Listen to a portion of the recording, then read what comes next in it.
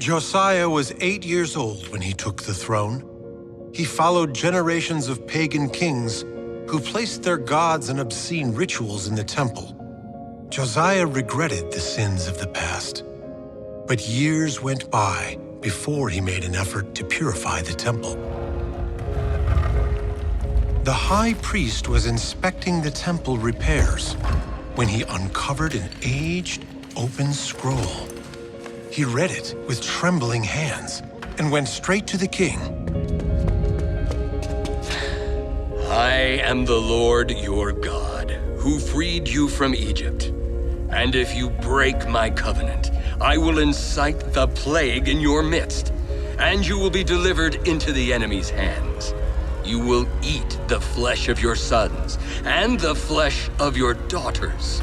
I will demolish your cities and scatter you among the nations, and I will unsheath the sword after you. Your land will be desolate, your cities laid waste, and the land of your enemies will consume you. You found this in the temple? It was amongst the rubble, my lord, from the hand of Moses, his fifth and final book. It is a warning. God will execute judgment upon his children. My God. What have my fathers brought upon us? Josiah, we do not know for sure that this is a sign. Seek the word of a prophet. I'll send for Jeremiah. No, not Jeremiah the doomsayer. He sees only darkness. A prophet's interpretation can seal destiny. Let us go to the prophetess, Huldah. She will, perhaps, soften the blow.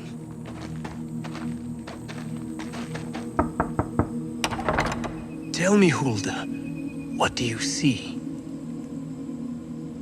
Thus says God, I shall bring disaster upon this place and its people, for they have forsaken me. My wrath is kindled against this place, and it shall not be quenched. There's nothing I can do? God sees into your heart, because you rent your clothes and wept. Your eyes will not see the destruction of your kingdom. So I'll die before I can stop it? Is that what you're saying? You are a king. Act like one. Did you think I would hold back the truth you feared to hear from Jeremiah? You fear your enemies when you should fear God. Yes, you repaired the temple. But your people still swarm to the shrines of Baal and Ashtoreth. There must be a way to turn God's judgment. We have to try. Josiah acted swiftly and ordered all pagan idols to be burnt outside Jerusalem in the valley of Kidron. He had the temple of Jeroboam torn down, the golden bulls melted. At the Passover festival, he invited all of Israel to an offering ceremony that rivaled the early kings of Judah.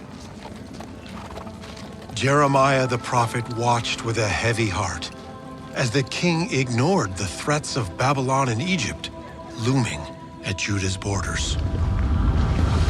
Your Majesty. Jeremiah, I don't know what to do. Every night, I see Jerusalem burning in my sleep. Tell me, does God accept our offerings? You're asking the wrong question, Josiah. Forget your sacrifices. Babylon and Egypt threaten war. Then we must pray for God's mercy. Josiah, you are not a priest, but a king. You must take responsibility for your people. Jeremiah, I'm trying, but you tell me there's no hope. Sacrifices and atonement are useless. My lord, news from Megiddo. Pharaoh Necho rides to meet Babylon in battle. Egypt cannot be allowed to cross our land. My lord, has madness consumed you? We are Egypt's servants. We cannot fight them. They are our only ally against Babylon, my lord. No. Our servitude to the gods of Egypt is over. Send for the commanders. Now! Josiah rode out with his legion at dawn. His counselors watched in dread from the city battlements. It's as if he doesn't hear us at all. He is blinded by fear. He will pay dearly for it. We all will. Josiah and his army rode to Megiddo to block Egypt's progression. A fierce battle ensued. Josiah was pierced with 300 arrows. He was carried back to Jerusalem, where he died. Israel was at the mercy of Egypt.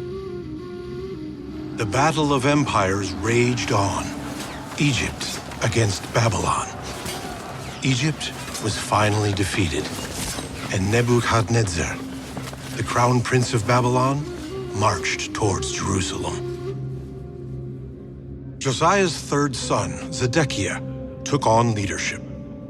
King Zedekiah hoped to join forces with Egypt against Babylon, but Jeremiah saw only further doom and destruction on the horizon. He knew that Babylon would attack with a vengeance and urged the Israelites to accept a Babylonian alliance, but his counsel was rejected.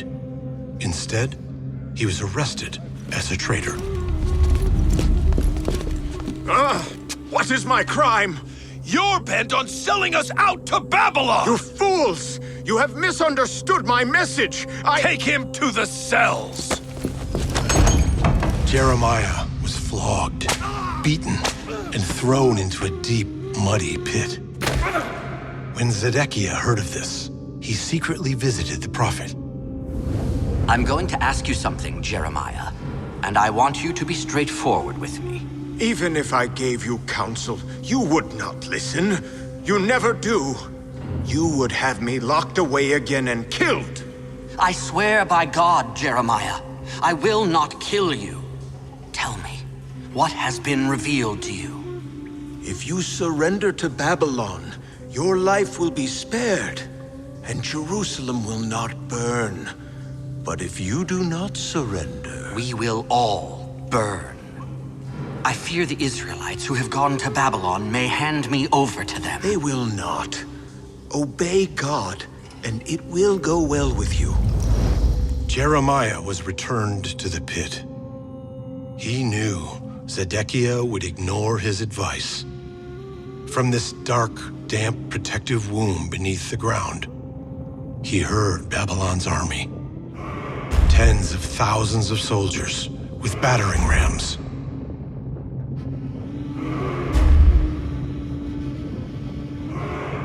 Powerless, each of Jeremiah's prophetic visions came to pass. Within days, Nebuchadnezzar, prince of Babylon, broke through the walls and devastated Jerusalem.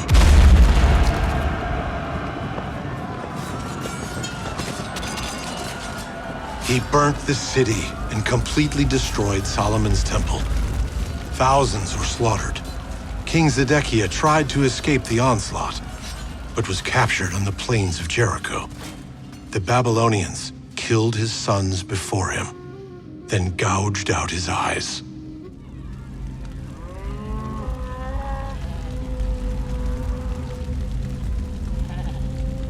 The Babylonians broke through the compound walls, where Jeremiah was still imprisoned in the pit.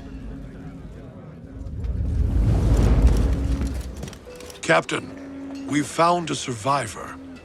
Are you Jeremiah, the one they call Doomsayer? I am Jeremiah. I am Nebuzaradan, captain of the guard.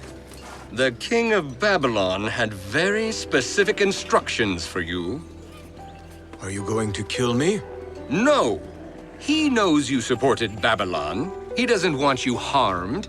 In fact, you are free to go where you wish. Accompany me to Babylon. I will arrange an escort.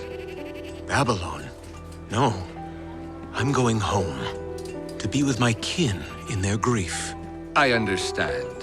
This is a black day for your people. The captain gave him provisions and let him go. Many Israelites were exiled to Babylon. Jewish life continued in exile, but the people would always mourn for Jerusalem and long to return. Jeremiah prayed for a future generation. He began to speak words of hope, giving advice for survival to a people now living in exile from their homeland. Build houses and settle down. Plant gardens. Marry and have sons and daughters. Increase in number and seek the peace and prosperity of the city to which I have carried you into exile. Pray to the Lord for it, because when it prospers, you too will prosper.